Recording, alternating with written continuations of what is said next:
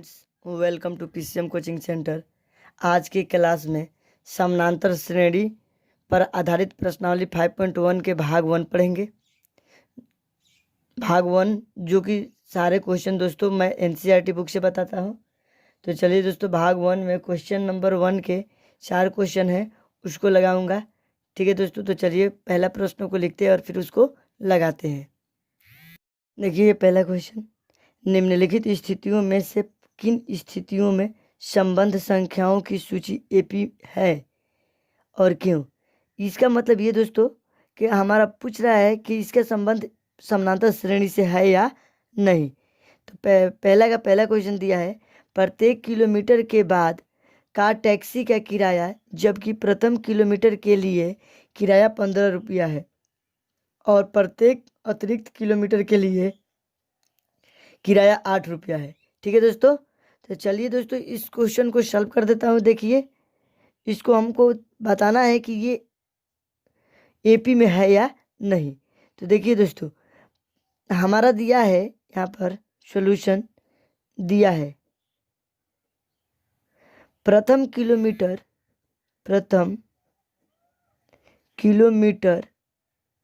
Taxi का किराया बराबर हमारा दे दिया है दोस्तों 15 रुपया। ठीक है, उसके बाद से दिया है प्रत्येक अतिरिक्त किलोमीटर का किराया, है ना। तो लिखते हैं प्रत्येक अतिरिक्त किलोमीटर टैक्सी का किराया बराबर 8 रुपया।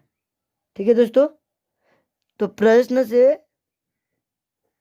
से जो हमारा किराया का श्रेणी बनेगा, किराया का श्रेणी, देखिए श्रेणी क्या बनेगा दोस्तों, क्या होता है कि अच्छा श्रेणी का व्यापक रूप क्या होता है दोस्तों, हमारा ए प्लस डी, ए प्लस 2D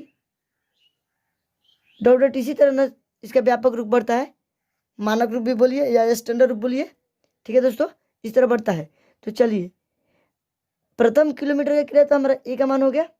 ठीक है दोस्तों, फिर देखिए तो ए का मान 15 प्लस ये अतिरिक्त किराया इसमें जुट जाएगा। फिर देखिए दोस्तों, 15 प्लस 2 गुना 8 डॉट डॉट, है ना दोस्तों। देखिए 15 दूसरा 15 8 कितना होता है 23, ये तीसरा पद क्या हो गया 15 8 दूनी 16 15 31 कोमा डॉट डॉट। तो हमारा दोस्तों जो श्रेणी हमारा मिला, किराया का श्रेणी क्या मिला दोस्तों, किराया का जो श्रेणी मिला हमारा ये मिला। तो हमारा ये प्रथम पद, ये द्वितीय पद, ये तृतीय पद है। तो हम पद को A1 से व्यक्त करते हैं। तो A1 15 है, A2 बराबर 23 है, A3 बराबर 31 है। तो हमको सार्व अंतर ज्ञात करना पड़ेगा दोस्तों। अगर सार्व अंतर समान होता है, एक निश्चित अनुपात में ये श्रेणी बढ़ रहा है, तब तो ये एपी में है।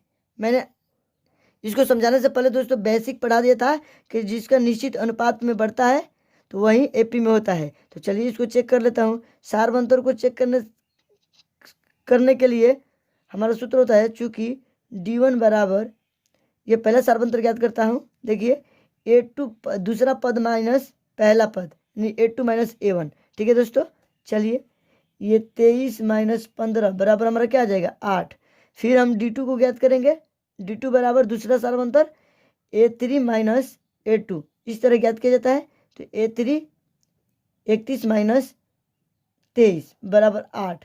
देखिए दोस्तों दोनों सार्व अंतर क्या है, समान है। इसका मतलब क्या हुआ, प्रत्येक पद एक निश्चित अंतराल से बढ़ रहा है। तो इसका मतलब क्या हुआ दोस्तों, ये एपी में है। तो हम लिख देंगे अतः यह एपी में है। एपी मतलब क्या दोस्तों, समानांतर श्रेणी में है। ये स्थिति जो बोल रहा था ये हमारा क्या है, एपी में है। ठीक है दोस्तों, चलिए अब क्वेश्चन नंबर 2 लगाते हैं।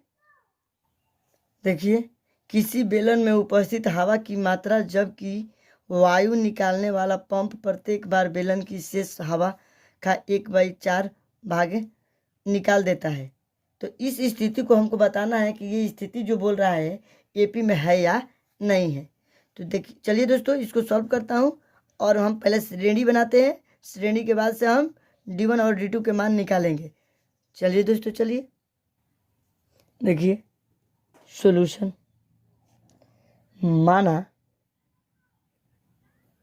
माना कि बेलन में हवा की मात्रा, बेलन में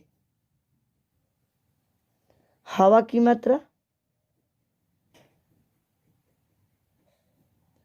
बराबर x मान लेते हैं। ठीक है दोस्तों, कोई सा ये मान लीजिए कि ये पेन ही है, ये एक बेलन की आकार के है, इसमें कुछ हवा भरा हुआ है जो पाइप के थ्रू निकालते हैं, या मान लीजिए कोई गुब्बारा ये उसमें हवा भरा हुआ, उसको दबाते हैं तो हवा निकलता है। तो कितना हवा निकलता है दोस्तों? 1/4। तो हम निकाला हुआ हवा यहाँ लिखेंगे, निकाला हुआ हवा x का 1/4। ठीक है दोस्तों, तो x गुना 1/4 कर लेते हैं, ये हो जाएगा x/4। अब देखिए दोस्तों, मान लीजिए कि ये बेलन में हवा की मात्रा है, इसमें से हवा कुछ एक पैप मारा तो कुछ अंश हवा निकलेगा, बाकी तो उसमें रहेगा। तो कितना रहेगा दोस्तों? तो हम लिखेंगे, इसलिए शेष हवा हमारा उस पाइप, फिर पाइप में कितना हवा बच जाएगा? शेष हवा जो बेलनाकार का पाइप है उसमें शेष हवा कितना बचेगा? हवा बराबर x माइनस x/4। ठीक है दोस्तों, इसका एलसीएम लेंगे तो हो जाएगा 4।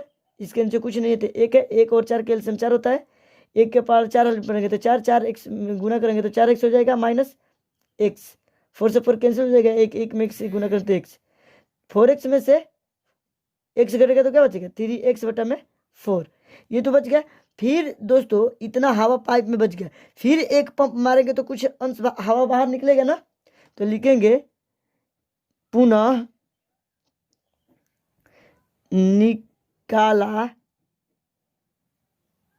निकाला गया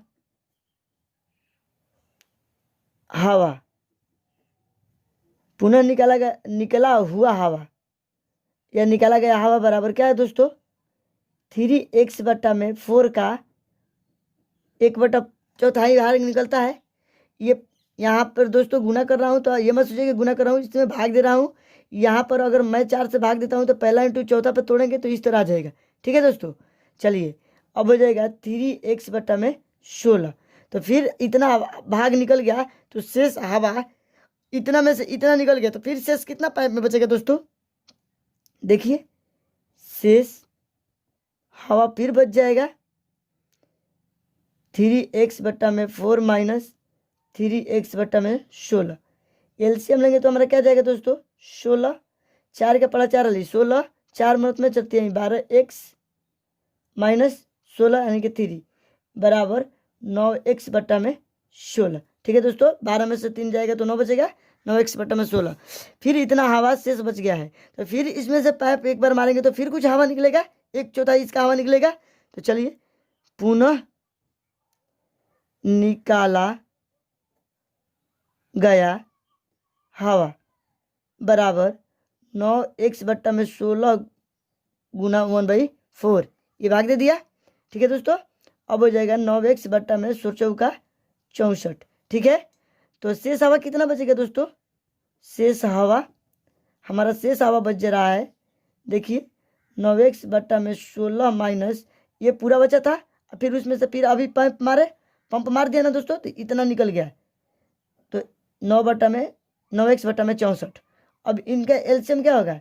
64 होगा, 16 चौके 64, 9 चौका 36 माइनस 64 में 64 एक मत में 9 के पारा एक पढ़ेंगे तो 9x हो जाएगा, ये 36x होगा। अब देखिए दोस्तों 36x में से 9x घटेगा तो क्या बचेगा? 27x/64। तो ये हमारा श्रेणी क्या प्राप्त हो रहा है दोस्तों? जो पैप बार बार मारा जा रहा है तो हमारा श्रेणी क्या प्राप्त हुआ? एक तो 3x/4 प्राप्त हो गया। ठीक है दोस्तों, दूसरा हमारा 9x/16, तीसरा 27x/64। इस तरह डॉट डॉट बढ़ता जाएगा दोस्तों श्रेणी। तो हमारा A1 बराबर ये हुआ 3x बटा में 4, A2 बराबर हमारा हो गया 9x बटा में 16, A3 बराबर क्या प्राप्त हुआ 27x बटा में 64। अब देखिए दोस्तों हमें D1 और D2 का मान निकालना है। अगर ये दोनों समान आएगा तो ये AP में है, समान नहीं आएगा तो AP में नहीं है। ठीक है दोस्तों, तो चलिए निकालता हूँ D1 बराबर A2 माइनस A1। ठीक है दोस्तों, तो देखिए यहाँ पर हमारा हो जाएगा A2 का मान है 9x बटा में 16 माइनस 3x बटा में 4। इन दोनों को एलसीएम लेंगे तो हमारा क्या आ जाएगा दोस्तों 16 आएगा, 9x तो हो जाएगा 16 से कट जाएगा, एक मिनट में 1 से 9 से भाग देंगे तो 9x माइनस 3 चौका 6 चौका 16 तो 4 आया, चलती है 12। तो माइनस 12x में से 9x घटेगा तो क्या बचेगा -3x बटा में 16। ये तो D1 का मान हो गया। चलिए अब D2 का मान निकालते हैं दोस्तों। देखिए दोस्तों यहाँ पर D2 का मान निकाल देते हैं। D2 बराबर A3 माइनस A2 था, तो हम A3 का मान देखिए यहाँ पर क्या है, देखिए यहाँ 27x बटा में 64 माइनस 9x बटा में 16। ठीक है दोस्तों, 16 और 64 का एलसीएम क्या होता है 64, 64 एक मिनट में कट जाएगा 27x हो जाएगा, माइनस 16 चौका 64 9 चौका 36x आ जाएगा। अब देखिए 36x में से 9x घटेगा तो क्या बचे 27x घटेगा तो क्या बचेगा -9x बटा में 64।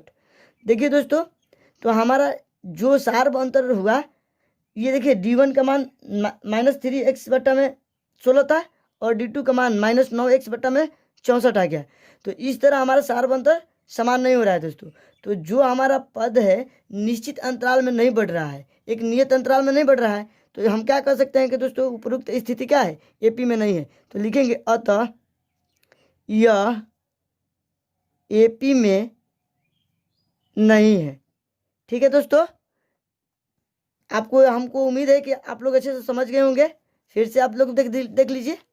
देखिए ये हमने बनाया, कोई बेलन था उसमें हवा भरा था, उस हवा का मात्रा मैंने मान लिया कि x था। साइकिल वाला पंप या हाथ से भी दबाइए या कोई बैलून के मात्रा ले लीजिए जो बेलन का आकार का है, उसमें हवा भरा है। अगर हम उसको हाथ से दबाते हैं इस तरह समझिए तो कुछ उसमें से हवा निकल रहा है। तो कितना निकल रहा है दोस्तों 1/4 भाग निकल रहा है। तो x का 1/4 भाग निकल जाता है तो x बटा में 4 भाग, तो हवा कितना निकल गया इतना। तो फिर शेष बैलून में तो हवा बचेगा दोस्तों, एक बार हाथ से दबाने से कुछ ही अंश हवा निकलता है, तो फिर बैलून में कितना हवा बचेगा, तो शेष हवा वही लिखा हूँ x माइनस x बटा में 4। ठीक है दोस्तों, अब देखिए इसका एलसीएम ले लिया हूँ तो 4x माइनस x बटा में 4, 4x में से x घटेगा 3x बटा में 4। अब देखिए दोस्तों इतना शेष बच गया। अब इतना को फिर एक बार हाथ से दबाते हैं, मान लीजिए गुब्बारा है, फिर गुब्बारा में इतना हवा भर बच गया, इतना था इतना निकल गया तो इतना बचा, फिर इसको एक बार और दबाया तो फिर एक चौथाई इसका निकल रहा है भागना हवा। तो फिर लिखा हूँ दोस्तों पुनः निकाला गया हवा 3x बटा 4 ये बचा था, उसमें से एक चौथाई निकल गया। तो फिर क्या 3x बटा में 4 चौका 16 इतना हवा निकल गया। तो फिर शेष कितना बचेगा दोस्तों, इतना में से इसको घटाएंगे, ये पहले वाला हवा है फिर एक चौथाई निकला तो इतना हो गया, तो इसमें से इसको घटाएंगे तभी ना आएगा शेष हवा। तो फिर उस गुब्बारे में कितना हवा बचेगा, तो फिर इसमें से इसको घटा दिया, घटाने के बाद से एलसीएम लिया हूँ फिर इसको घटाया हूँ। ठीक है दोस्तों, फिर देखिए उसी तरह अब इतना हवा बच गया गुब्बारा में, फिर एक बार उसको दबाते हैं। आप मान लीजिए कि पंप ही मारते हैं तो फिर कुछ अंश निकलता है तो कितना निकलता है एक चौथाई निकलता है। तो फिर इतना का एक चौथाई निकल गया, फिर इतना हो जाता है, फिर शेष हवा क्या होता है दोस्तों इसमें से इसको घटाना पड़ेगा तभी तो आएगा, फिर गुब्बारा में बचेगा हवा। तो ये घटा दिया फिर इतना हवा बच गया। ये देखिए इसको प्रथम पद मान लिया, इसको द्वितीय पद मान लिया और इसको तृतीय पद मान लिया। ठीक है दोस्तों, श्रेणी इस तरह चल रहा है डॉट डॉट। तो अब देखिए दोस्तों इसको A1 मान लिया हूँ, इसको A2 इसको A3 और D1 का मान निकाला हूँ A2 माइनस A3 का A1 का मान रख के। अब फिर दोस्तों यहाँ पर देखिए D2 का मान निकाला हूँ जो कि D1 और D2 के मान का निश्चित अनुपात अंतराल नहीं बढ़ रहा है, मतलब कि हर पद में एक निश्चित अंतराल नहीं बढ़ रहा है। जब नहीं बढ़ता है तो दोस्तों वो स्थिति एपी में नहीं होती है। ठीक है, अब आपको हमको उम्मीद है कि आपको समझ में आ गया होगा। तो चलिए अब क्वेश्चन नंबर 3 को लिखते हैं और फिर इसको लगाते हैं। देखिए, प्रत्येक मीटर की खुदाई के बाद एक कुआं खोदने में आई लागत, जबकि प्रथम मीटर खुदाई की लागत 150 रुपया है और बाद में प्रत्येक मीटर खुदाई की लागत 50 रुपया बढ़ती जाती है। तो इस प्रकार की स्थिति को बताना है कि ये दोस्तों एपी में है या नहीं है। चलिए दोस्तों इसको लगाता हूँ। देखिए, बहुत सिंपल सा क्वेश्चन है। देखिए सॉल्यूशन दिया है, क्या दिया है दोस्तों, यहाँ दिया है हमारा प्रथम मीटर कुआं खोदने में आई लागत, यही ना दिया है दोस्तों। प्रथम मीटर कुआं खोदने में आई लागत बराबर 150 रुपया। ठीक है दोस्तों, फिर देखिए फिर बोल रहा है प्रत्येक मीटर खुदाई की लागत, तो ये अतिरिक्त खुदाई हुई ना दोस्तों, तो हम लिखेंगे यहाँ इसको प्रत्येक अतिरिक्त मीटर कुआं खोदने में आई लागत बराबर 50 रुपया। ठीक है दोस्तों, तो अब देखिए दोस्तों ये प्रश्न से हमारा हो जाएगा, जो हमारा लागत आएगा यानी कि जो श्रेणी हमारा बनेगी, कैसे बनती है दोस्तों, ए यानी श्रेणी का व्यापक रूप कैसे चलता है, ए मानक रूप भी बोलते हैं, स्टैंडर्ड रूप भी बोलते हैं इसको, ए प्लस डी, ए प्लस 2D डॉट डॉट। तो देखिए दोस्तों ये हमारा 150 हो जाएगा प्रथम पद, पहला प्रथम किलोमीटर का किराया, फिर उस पर अतिरिक्त जोड़ रहा है तो 150 अब प्लस कितना 8, सॉरी दोस्तों ये 50 है 50, फिर देखिए दोस्तों 150 अब प्लस 2 इंटू 50 डॉट डॉट इसी तरह बढ़ेगा। ठीक है दोस्तों, 150 अब देखिए 150 अब 50 मिलके कितना होता है दोस्तों 200, फिर ये देखिए दोस्तों ये 50 दूनी 100 और 150 250, इस तरह हमारा बढ़ता जाएगा। तो हमारा दोस्तों जो लागत से जो श्रेणी हमारा बना, श्रेणी वो ये बना दोस्तों। ठीक है, तो हमारा A1 150 हो गया, A2 200 हो गया, A3 250 हो गया। ठीक है दोस्तों, तो हम D1 D2 चेक कर लेते हैं, सार्वंतर D1, तो A2 माइनस A1 सार्वंतर चेक करने का यही फॉर्मूला होता है कि दूसरा पद में से पहला पद को घटा दीजिए। चलिए 200 माइनस 150 बराबर 50 आ गया दोस्तों। फिर D2 बराबर A3 में से A2 को घटाना पड़ता है। ठीक है दोस्तों, तो A3 250 माइनस 200 बराबर 50। अब देखिए दोस्तों जब सार्व अंतर बराबर होता है तो इसका मतलब क्या कि ये एपी में है, क्योंकि ये एक निश्चित अनुपात में हुआ दोस्तों। निश्चित अनुपात में प्रत्येक पद बढ़ रहा है, तो हम पहले भी बेसिक में आपको बता चुका था कि निश्चित अनुपात में अगर कोई भी श्रेणी बढ़ती है तो वो एपी में होती है। तो हम लिखेंगे अतः यह एपी में है। ठीक है दोस्तों, चलिए अब क्वेश्चन नंबर 4 को लिखते हैं, फिर उसको लगाते हैं।